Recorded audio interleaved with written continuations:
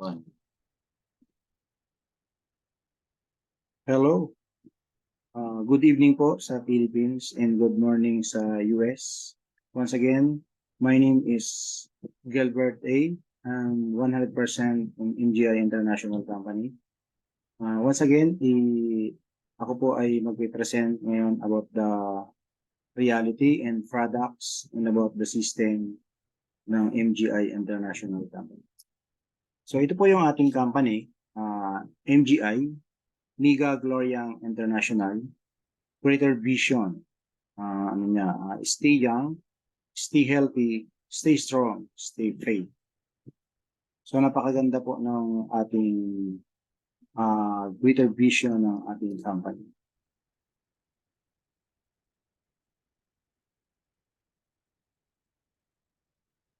The global team, sila po yung bumubuo ng ating company. Si Dr. Anthony Chin, siya po yung Global CEO, Founder of MGI International. Si Dr. Son Lee Pong, siya po ay ating inventor, medical ion spec. At siya din po ay PhD Biotechnology. At the same time, ito po si Caproy Rivera or Kapitan kasi siya po ay Z-Man. Siya po yung Philippine Country Stockist. Siya po yung dahilan kung bakit napunta ang MGI Philippines. So sila pong tatlo yung bumubuo ng company. Sila po yung global team. Ngayon po, ang ating pag-uusapan ngayon ay about the reality. Bakit maraming tao ang lumalabo ang mata or nagkakaroon ng mga pterygium or cataract at the same time glaucoma. So ito po yung pinakamatinding nangyayari because of technology na po kasi tayo.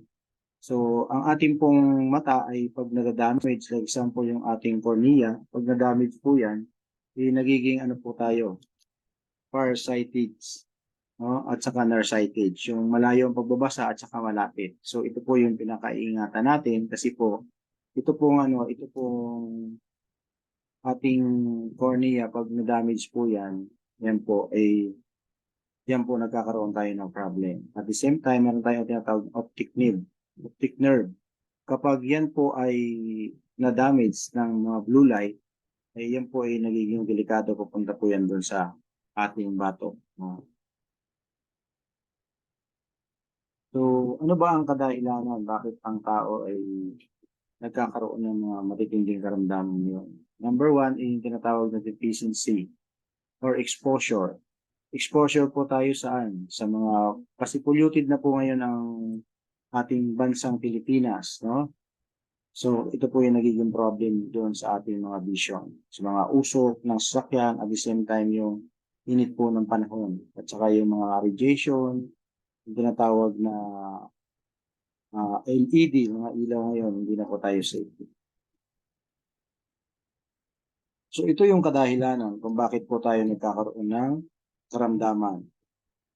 Yung tinatawag na hypoxia or kakulangan po sa oxygen. Bakit po nangyayari yan? Kasi po yung ating mga kinakain ngayon, hindi na po yung safe na tinatawag. More on junk foods na yung ating mga pagkain po ngayon. So meaning wala na pong nutrients. Kumakain tayo dahil nabubusog po tayo, pero wala na pong nutrients yung mga pagkain natin ngayon.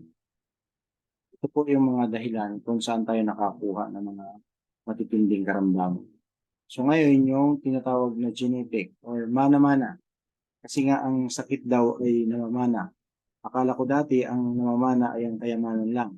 Kahirapan. Yung pala pati na rin pala ang sakit ngayon. Namamana na rin po. Ngayon, ano pa? Yung lifestyle po. Yung paninigarilyo. Okay? Yung paninigarilyo po ay napakahirap pong pigilan yan. No? Ang hirap tanggalin sa katawan natin kapag tayo po ay naninigarilyo na. Ngayon, yung lifestyle, alcohol. Pag tayo po ay uminom ng alcohol, grabe po, nadadamage po, lumalabo po yung ating mga mata. Tapos po, yung katandaan. Yung pagtanda po ng tao ngayon, siyempre hindi natin mapigilan. Talagang lumalabo na yung ating mga paninda. Ngayon, number one killer ngayon sa buong mundo, ito po yung tinatawag na radiation. Kasi po, ang ating mga cell site ngayon, mostly ang mga cell site dapat nasa bundok yan. Pero ngayon, ang cell site karamihan nasa city. No? So, isa po ito sa nakukuha natin sa mga any gadget na ginagamit natin, meron pong radiation. Kahit sa bahay po natin, may radiation, kagaya ng TV, electric fan, or mga ilaw. Nagbibigay po ng problema sa ating brain. Yung ating araw, yung sunlight natin po natin ngayon, may radiation na rin po. Tapos, siyempre, problema tayo ngayon, masisira na po yung ating ozone layer. Pag nagpa-araw po tayo ng inabot ng alas 9, hindi na rin po, so, kaya nasusunog na yung ating bilat. Tapos yung blue light na kung sino nakakaranas na gumagamit ng gadget, computer, tablet, or cellphone sa gabi na madilim, yung blue light po, diretso po doon sa ating mga mata. So according to the DepEd, 60% ng student nagkaroon po ng damage. Almost umabot po yan ng 16.6 million student nung pagkatapos ng pandemic kasi namigay po ang government ng gadget. So siyempre hindi po tayo pwede lumabas, yung tinatawag na virtual learning. Kaya maraming mata po ang na-damage sa mga estudyante because of radiation. Yan, isa po ito sa mga na-damage itong bata na to, age of 16 years old.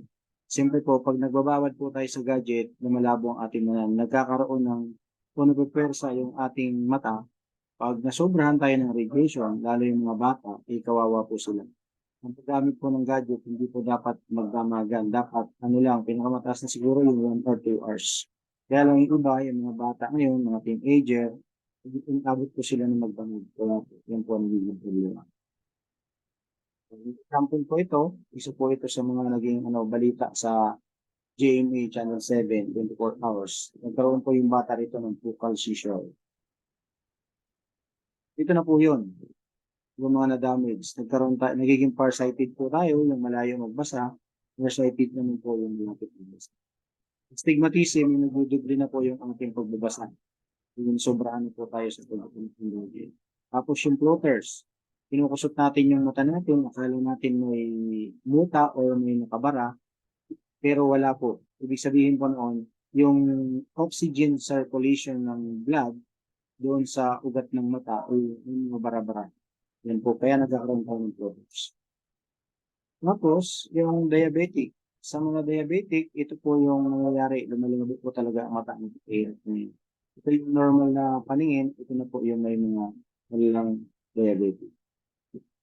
Ngayon, pterygium, like me, nagkaroon po ako ng pterygium. So, ang maganda dyan, natulungan po ako sa product po ng ating, ito po yung aking suot-suot na yung eyewear. Just 3 weeks na wala po yung aking pterygium. So, kaya ako po ito sinishare sa lahat ng mga ilangan. Kasi lahat ng tao may mata. At lahat ng tao ngayon may mga gadget. Kaya yun po ang problema. Ito yung cataract. Dati ang mga cataract sa mga matatanda lang. Ngayon po pati po bata nagkakaroon na rin. Dahil po torture po tayo sa radiation. Ito glaucoma, lumuha na yung mata ng bata na yan. So, ito po yung paraan para maging healthy po tayo. Minom po tayo ng tubig, kaya lang hindi naman natin nagagawa ng 10 to 12 glasses a day. No? So, hindi natin nagagawa. More on liquid natin ngayon or soft drinks and mga juices. Ibig sabihin more on chemicals. Tapos yung tamang pagkain, hindi na nangyayari. Yung mana-mana, history sa family. Tapos hindi na rin tayo nagpapa-check up, di ba? Nagpapa-check up lang tayo pag nagtrabaho. Tapos yung lightings, yung mga ilaw, mga LED na po ngayon. Yung paghugas ng kamay, nagawa lang natin ng pandemic, no? Tapos ikukusot natin sa mata natin, so yan po yung nagiging problema. So ngayon, exercise, kasi ang mata po natin dapat yan, ini-exercise yan every morning bago matulog. Tapos nagbi-blink po talaga dapat yan. Ngayon, bihira na mag-blink-blink yung mga mata natin kasi nga, tutok po tayo sa gadget. The number one solution is ion spec. Ito na po yun.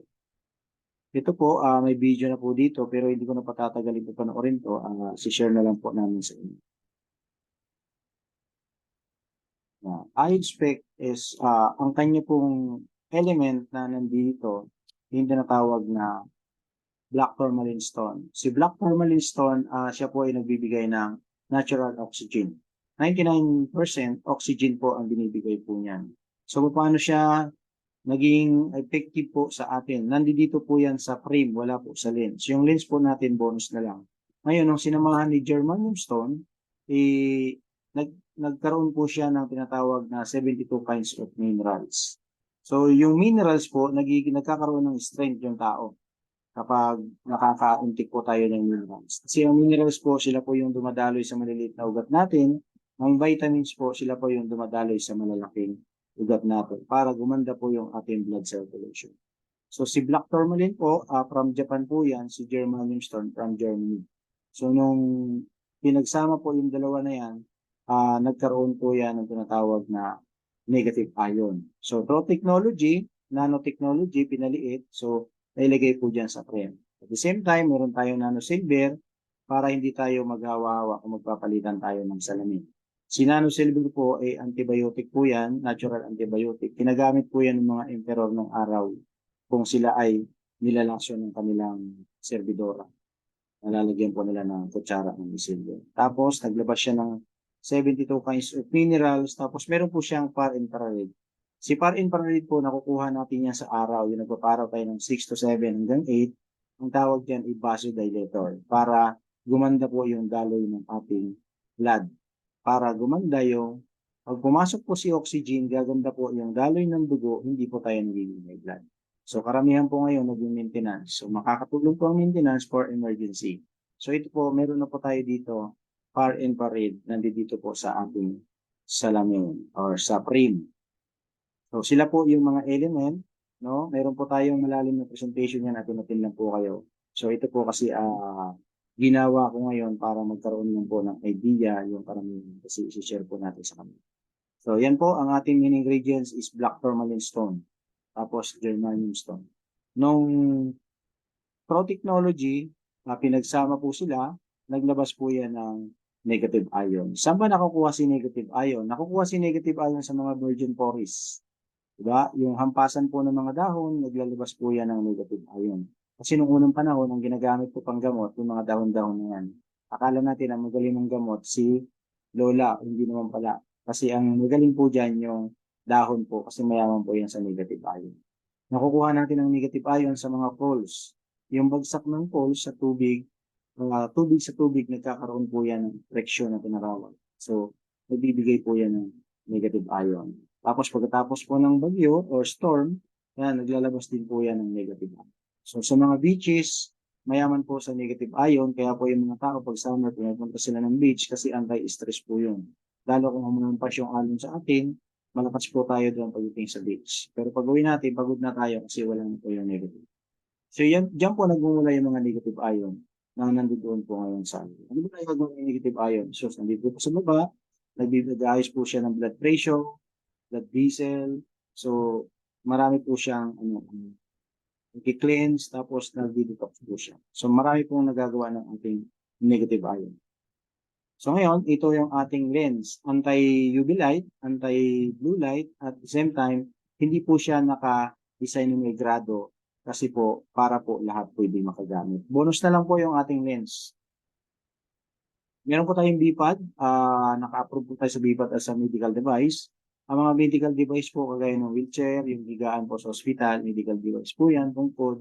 So ngayon, yung ating eyewear is a medical device po yung ating. Kaya po tayo nagkaroon ng BPAD dahil po dito sa tinatawag na clinical test o clinical study. Mayroon po tayo, napag-aralan po yan ng 2 years, tinisting po yan sa mga 200 katao. Same treatment, pero yung kalahati pinagamit po ng eyewear, yung kalahati hindi, mas mabilis po nakarecover yung suot na eyewear. So sa Taipei po yan, 2 years bago po ito nilabas sa market. So meron din po tayong QBE. What is QBE? QBE is a top 100 insurance, siya po ay pang 19. Malaysian Insurance Company. So meron po tayong office diyan sa Taguig, sa BGC. So ang ibig sabihin po nito, yung ating salamin po ay naka-insure po sa QBE ng 100,000 ringgit money, Malaysian money na tinatawag.